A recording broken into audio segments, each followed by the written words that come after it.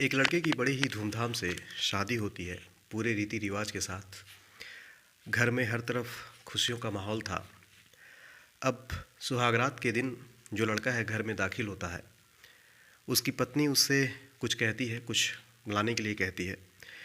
लड़का घर से बाहर निकलता है लेकिन लौट कर वापस नहीं आता है। इस वीडियो में इस कहानी के माध्यम से हम समझने की कोशिश करेंगे कि आखिर होता क्या है, लड़का वापस लौट कर क्यों नहीं आता है। नमस्कार दोस्तों, मेरा नाम है के शुक्ला और आप देख रहे हैं के क्राइम यात्रा। ये कहानी है मेरठ के सरथना थाना क्षेत्र के उच्चापुर एक मोहल्ला है और इसी मोहल्ले का रहने वाला मोहसिन, इसकी शादी 26 नवंबर को मुजफ्फरनगर के खतौली की लड़की से इसकी शादी होती है। दोनों परिवार में खुशियों का माहौल था। बारात लेकर जाया जाता है, अगले दिन बारात वापस लौटती है। अब इधर जो लड़का है अपने सुहागरात पे कमरे के अंदर जाता है, लेकिन जो दुल्हन है वो दूल्हे से कहती है, यानी कि मोहसिन से कहती है कि कमरे में बहुत ज़्यादा रोशनी है, आप एक काम करो, कम रोशनी वाला बल्ब लेकर आओ। अब लड़का जैसे ही ये बात सुनता है कहता है ठीक है कि मैं कम रोशनी वाला बल्ब लेकर आता हूँ, लेकिन वो वापस लौट कर नहीं आता है।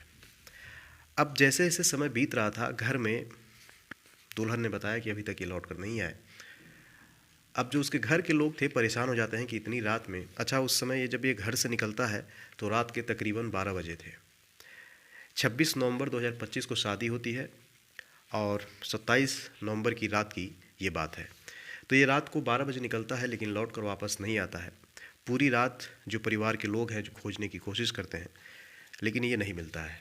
अब अगले दिन सुबह गुमशुदगी की रिपोर्ट पुलिस थाने में रिपोर्ट दर्ज कराई जाती है। पुलिस अब अपनी जांच शुरू करती है। अब आसपास के जितने भी इलाके थे उनको छान मारा जाता है, लेकिन इसका कहीं से कुछ भी सुराग पता नहीं चलता है। आखिरी बार सीसीटीवी फुटेज खंगाला जाता है तो एक गंगा नहर है और उसी गंगा नहर के पास मोहसिन को आखिरी बार देखा गया था। अब जो रिश्तेदार थे, पुलिस वाले थे, जितने भी लोग वहाँ मौजूद थे, सबके दिमाग में आता है कि कहीं उसने ऐसा तो नहीं कि उसने सुसाइड कर लिया हो, इस नहर में कूद कर जान दे दी हो। तो घर वालों को लगा कि ऐसी क्या बात थी, या लड़की में कोई कमी है, या लड़की ने इससे कुछ कह दिया, या लड़के के अंदर कुछ दिक्कत है या परेशानी है, जिसकी वजह से वो परेशान होकर प्रेशर में आकर उसने अपनी ज़िंदगी इस नहर में कूदकर समाप्त कर ली।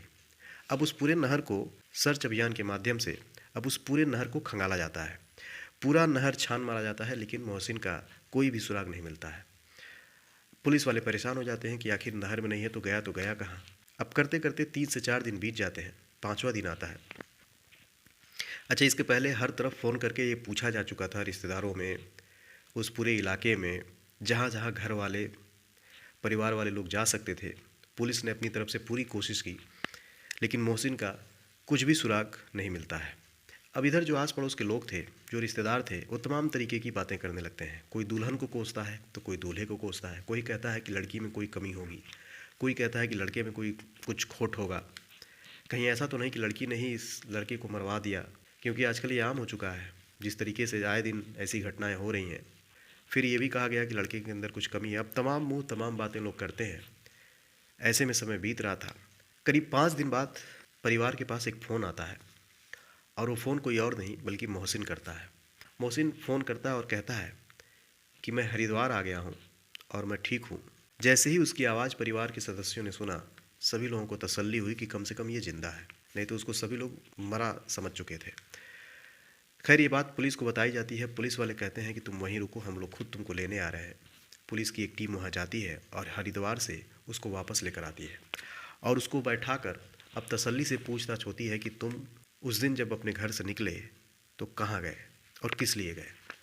मोहसिन बताता है कि साहब, मैं यहाँ से निकलने के बाद मैं हरिद्वार चला गया। दरअसल मुझे मानसिक तनाव था, मैं डिप्रेशन में चला गया था। तो मैंने जब लड़की को देखा तो मैं बहुत ज़्यादा एक्साइटमेंट में था, मुझे समझ में नहीं आ रहा था कि मैं क्या करूं। ये सारी चीज़ें मेरे लिए नई थी और मैं बहुत ज़्यादा घबरा गया, और घबराने के बाद मैं वहाँ से निकला। जैसा कि मैंने कहानी की शुरुआत में बताया कि इसकी पत्नी ने कहा कि कमरे में रोशनी ज़्यादा है, आप कोई कम रोशनी वाला बल्ब लेकर आइए, और इसके लिए वहीं से मौका बन गया। यानी कि अपनी पत्नी को देखने के बाद ये काफ़ी ज़्यादा अपने आप को नर्वस महसूस कर रहा था, इसका जो कहना है इस लड़के का। और इसी उधेड़बुन में ये वहाँ से निकलता है और फिर वहाँ से बस पकड़ के ये हरिद्वार चला गया। अब इसमें दो बातें हैं। दूसरी बात, ये इसने कुछ ऐसी गोलियाँ ली थी जो अपने दोस्तों के कहने पे, जिसकी वजह से इसका जो टेम्परेचर है बॉडी का वो अनियंत्रित हो गया था और ये काफ़ी ज़्यादा घबराने लगा था, और इसी घबराहट की वजह से ये बाहर निकलता है और वहाँ से कहीं और चला जाता है। तो ये दो अलग अलग बातें बताई जा रही हैं।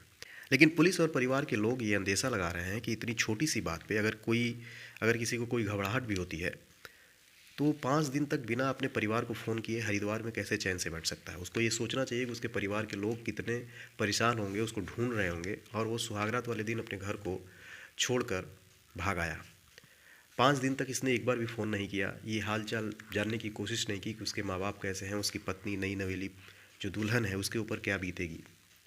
इधर जो दुल्हन थी अपने आप को कोस रही थी कि उसकी वजह से उसका पति चला गया, अब वो लौट कर आएगा कि नहीं इस बात की भी गारंटी नहीं थी। खैर 5वें दिन जब ये आता है, पुलिस ने इसको सही सलामत इसके परिवार को सौंप दिया है, और पुलिस का कहना है किसी भी अपराध या अनहोनी की पुष्टि नहीं हुई है, इसलिए हम इस लड़के को इसके परिवार वाले लोगों को सौंपते हैं।